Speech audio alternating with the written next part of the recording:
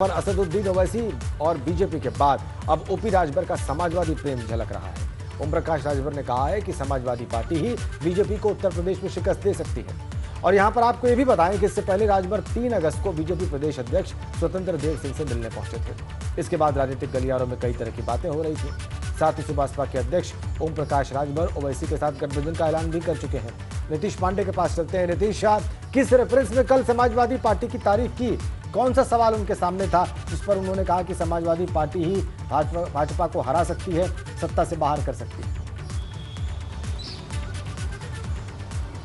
राजेंद्र जी, सवाल तो अखिलेश यादव से जुड़े हुए थे, लेकिन जिस तरह से ओम प्रकाश राजभर का अखिलेश प्रेम, बल्कि यूं कहें कि समाजवादी प्रेम सामने आया है, वो आने वाले समय में जो चुनाव है उसमें कई तरह की राजनीति की ओर इशारा कर रहा है। अब राजनीति का ऊँट किस करवट बैठेगा, इसके लिए इंतजार करना होगा। लेकिन ओम प्रकाश राजभर का साफ तौर पर यह कहना था कि अखिलेश यादव ने काम किया है, अखिलेश यादव नेता हैं। इसके साथ ही अगर अखिलेश यादव को बीजेपी को हराना है तो उन्हें छोटे राजनीतिक दलों को जोड़ना चाहिए।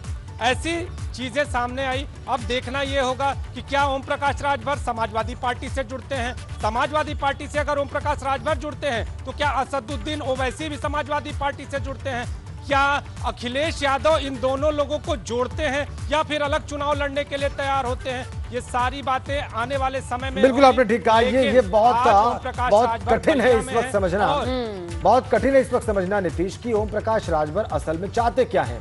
वो गठबंधन का ऐलान कर चुके हैं ओवैसी के साथ और वो समाजवादी पार्टी की ये कहकर तारीफ कर रहे हैं कि अगर कोई बीजेपी को सत्ता से बाहर कर सकता है तो वो अखिलेश यादव हैं, उनका दल है। तो फिर वो चाहते क्या हैं या वो करेंगे क्या, ये समझना इस क्षण में, इस पॉइंट ऑफ टाइम पर बहुत मुश्किल काम। बहुत बहुत धन्यवाद आपका।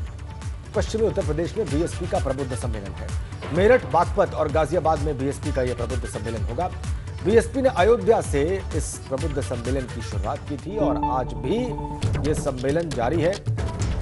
आज पश्चिमी उत्तर प्रदेश में बीएसपी का प्रबुद्ध सम्मेलन है। मेरठ, बागपत और गाजियाबाद में बीएसपी का यह प्रबुद्ध सम्मेलन होगा। अयोध्या से इसकी शुरुआत हुई, आगे बढ़ाइए और अलग अलग शहरों में होता हुआ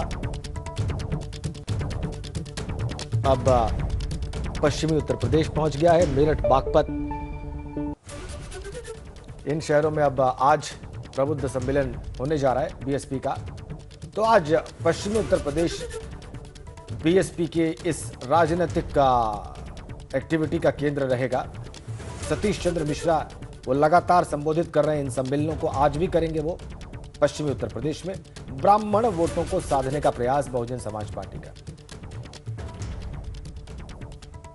और आज कानपुर देहात और जालौन में सपा का पिछड़ा वर्ग सम्मेलन भी होने जा रहा है। आपको बताएं, पूर्व सांसद फूलन देवी के गांव में उनके जन्मदिन के मौके पर सपा का यह सम्मेलन बेहद खास है, क्योंकि कल अगस्त क्रांति दिवस के मौके पर भले ही इसकी शुरुआत हुई थी पिछड़ा वर्ग सम्मेलन की, लेकिन आज का दिन बेहद अहम है, क्योंकि कानपुर से सपा पिछड़ा वर्ग सम्मेलन की शुरुआत करने के बाद आज फूलन देवी के जन्मदिन के मौके पर साफ तौर पे निषाद वोट बैंक को भी साधने की ये कोशिश होगी।